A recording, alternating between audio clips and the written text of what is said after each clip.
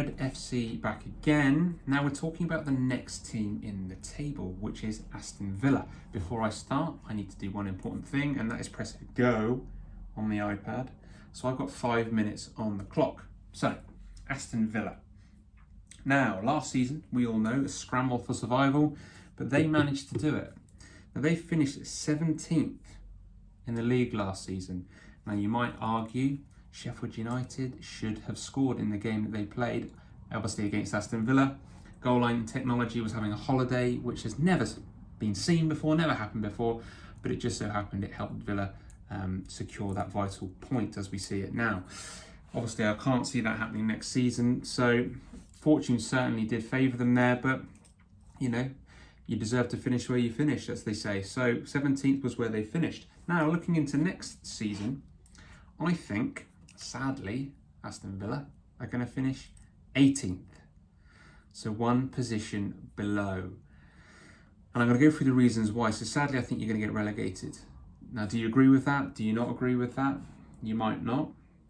Looking at the stats of last season, of the 38 games that you played, you only won 9. You drew 8. But the big alarming stat was you lost 21. So you lost a lot more games than you didn't, which is obviously not a very good sign at all. Now, the reason that this happened, when we're just looking at the stats, there's obviously a variety of reasons, but why this potentially could have happened is the goals for column doesn't look very pretty.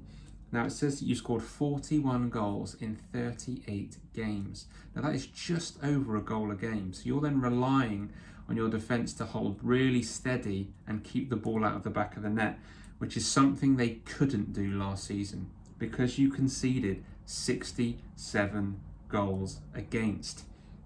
That goal difference is 26 goals, which is 2/3 of a Premier League campaign. So you've got to think about that is an astronomical figure to try and change. And how do you do it? Well, the one way you could do it is have players that get you a lot of goals and assists. Who is the number one man at Aston Villa, I hear you cry? Well, we all know who it is. Jack Big Calves Grealish. He scored 8 goals and he got 6 assists. So he contributed on his own 14 goals to Aston Villa's cause in the Premier League. When you consider they only scored 41, if he wasn't there and someone wasn't doing the job instead of him, then I would see you be relegated probably at the bottom of the table. So he is a massively important player for you.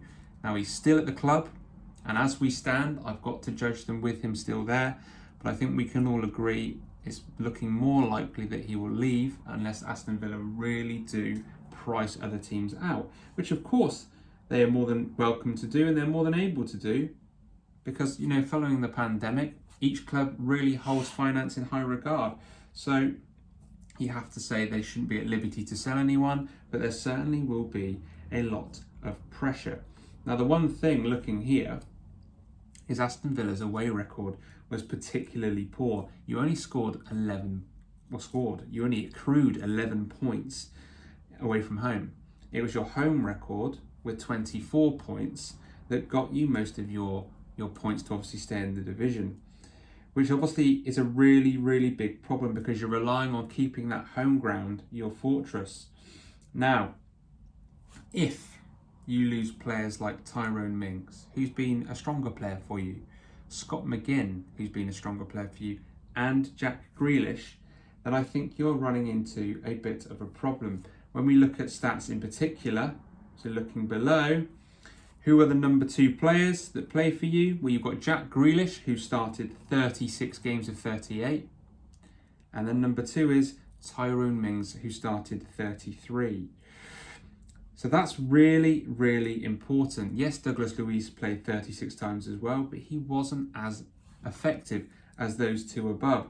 Now, I can't see Jack Grealish staying at Aston Villa, but if he does, he won't have as prolific a season, I don't think, because I can't see you be able to rely on one player so often, and it really does come down to him. If Jack isn't very, prolific at scoring or provide a lot of assists, then where do Aston Villa go? When you look further down in their squad, Their highest scorer from there was Trezeguet with 6 goals.